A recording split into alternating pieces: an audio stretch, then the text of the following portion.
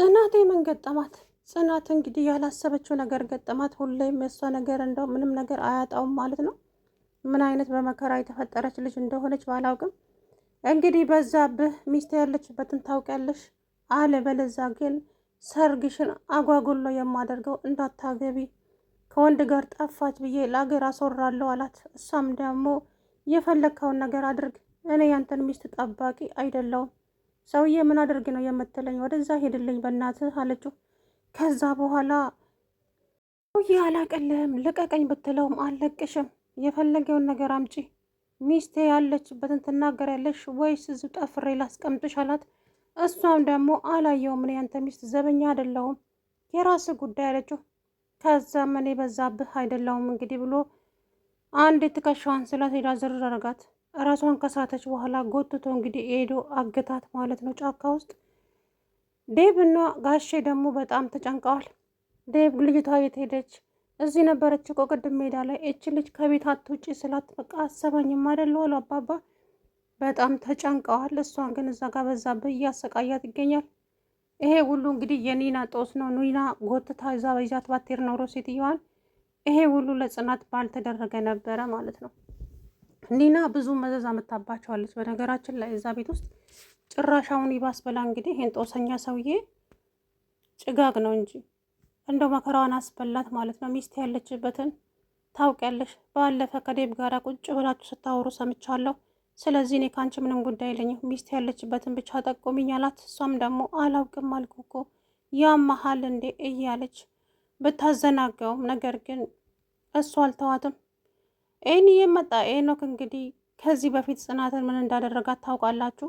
ዛሬ ግን ናሆሜ ግዴታ ከኪራ ጋር አስታርቀኝ እባክህን፣ ምርጥ ጓደኛዬ ነው፣ በምን አይኔ እንደማየውም አላውቅም፣ ነገር ግን ደግሞ እንድታስታርቀኝ እፈልጋለሁ ብሎ እንግዲህ ኤኒ ናሆሜ ይዞት መጣ። ያው ኪራም እኔም አልተቀየምኩም አለው። ታረቁ ማለት ነው። እንግዲህ ኤኒ ገና ልጅቷን ሰራተኛዋን እንዳያት አይኑ ከእሷ ጋር መንከራተት ጀመረ ማለት ነው። እሷ ልጅ ግን እቺ ሰራተኛ የቤቲ እናት የላከቻት ይመስለኛል ሳስበው ማለት ነው። ስለ ጽናት ወይ የጽናት ስም ሲጠራ ትባንናለች ማለት ነው። እና ለምን እንደውን ባላቅም የሆነ ተልእኮ አላት ብዬ ነው ማስበው። ልጅቱ ምነውም አላማረኝም። ሰራተኛዋ አንገቷን ማንሹ አረባክሽ ጽናት አንሹ ሲል ምኑን ነው ማነሳው አለች ማለት ነው። እንግዲህ ከዛ በኋላ አንቺ ምንድን ነው እሱ የምትቀባጠሪው? አርፈሽ ስራሽን መሰሪ ከሆነ ስራሽን ስሪ አላት ኪራ።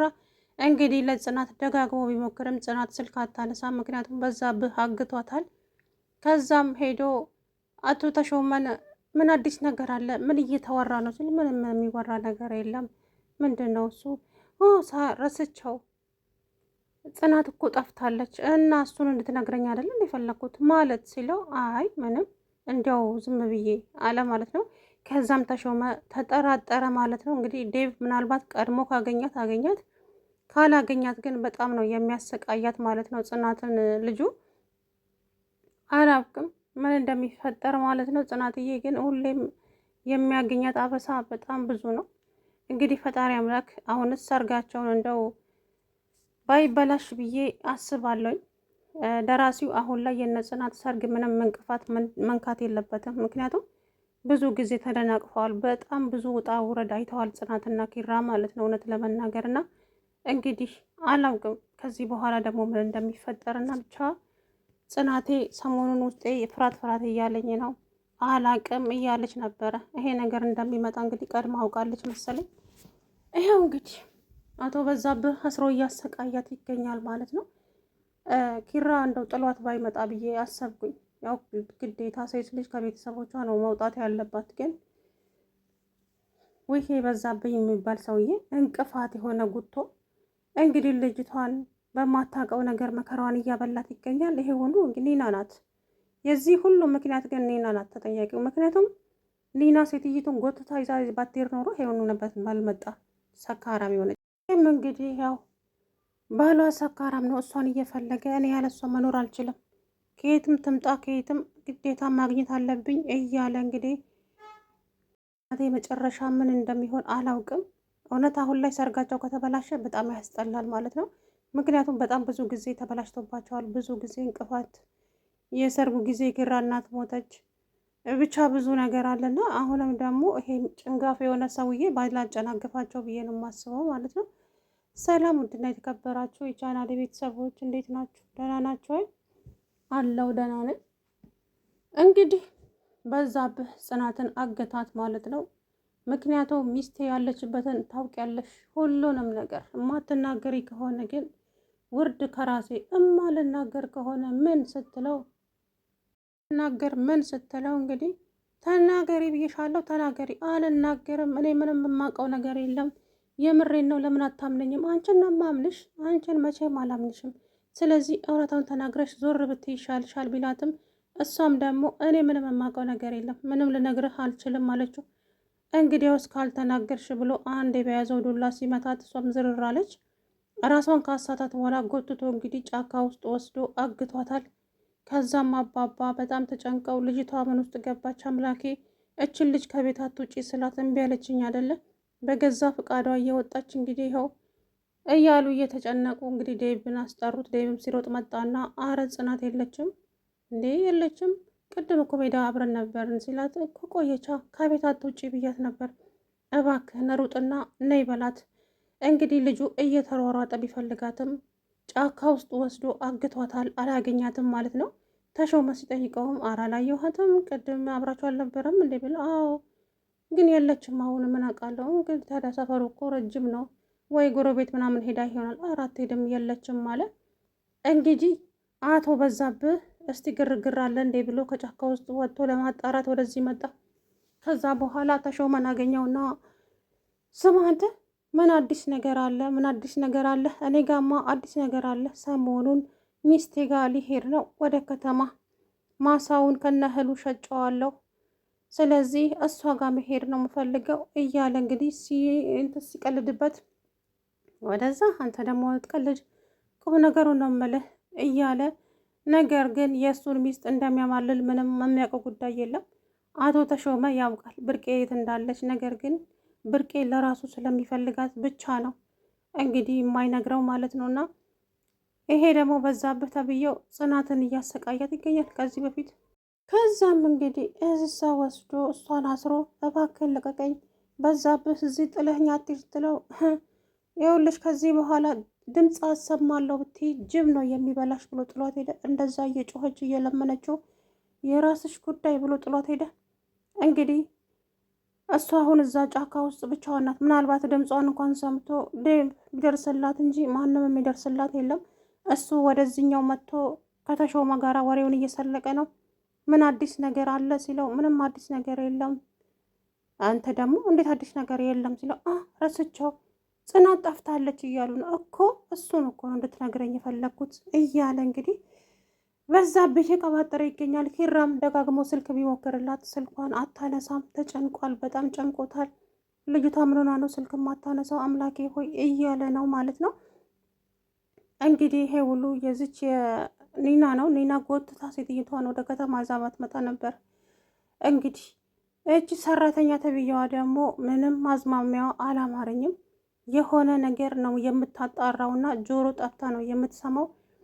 ብቻ እኔ አንድ ነገር ሁሌ የሚገርመኝ ነገር አለ ማለት ሰው የተቀመጠበት ቦታ ላይ ጠረጴዛ እንዴት ይወለወላል? ማለት አንድ ጊዜ ይጸዳል፣ ሰው ከተነሳ በኋላ ነው።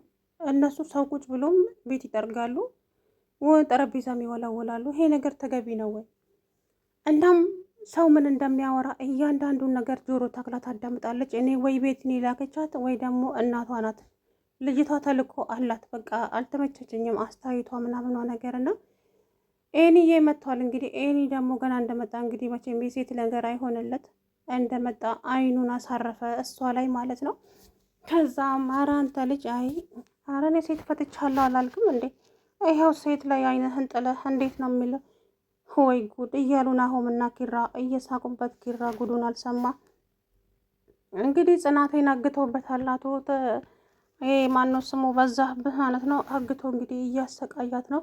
ሚስቴ የት እንዳለች ታውቂያለሽ? ስለዚህ ከአንቺ ውጭ ማንም ሊያውቅ አይችልም። ባለፈም ከዴብ ጋር ቁጭ ብላችሁ ስታወሩ ሰምቻለሁ ስለሷ።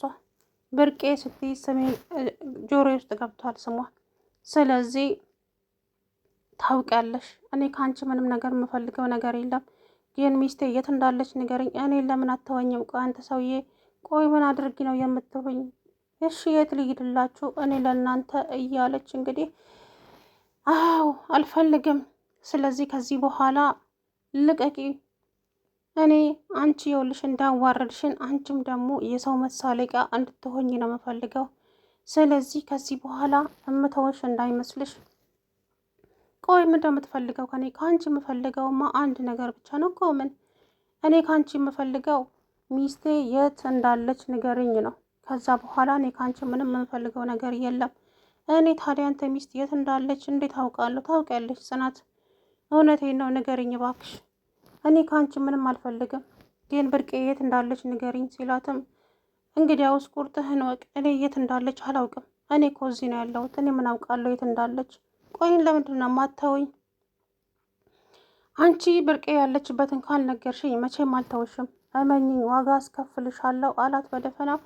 ከዛ በኋላ እሷም የፈለግከውን ነገር ማምጣት ትችላለህ አለችና ለጊዜው ሄዳ ነበረ።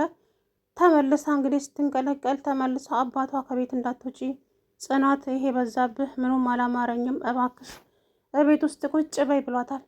እሷ ግን ዘም ብላ ወጥታ እንግዲህ ደብሮኛል፣ አዙሮኛል፣ አሽከርክሮኛል እያለች አላውቅም ዴቭ፣ ብቻ ውስጤ ሰላም እየተሰማኝ አይደለም እያለች ምንም አይፈጠርም እባክሽ አይዞሽ እያለ እሱም እያበረታታት እንግዲህ ዴቭ በሌለበት ወጥታ ነበረ።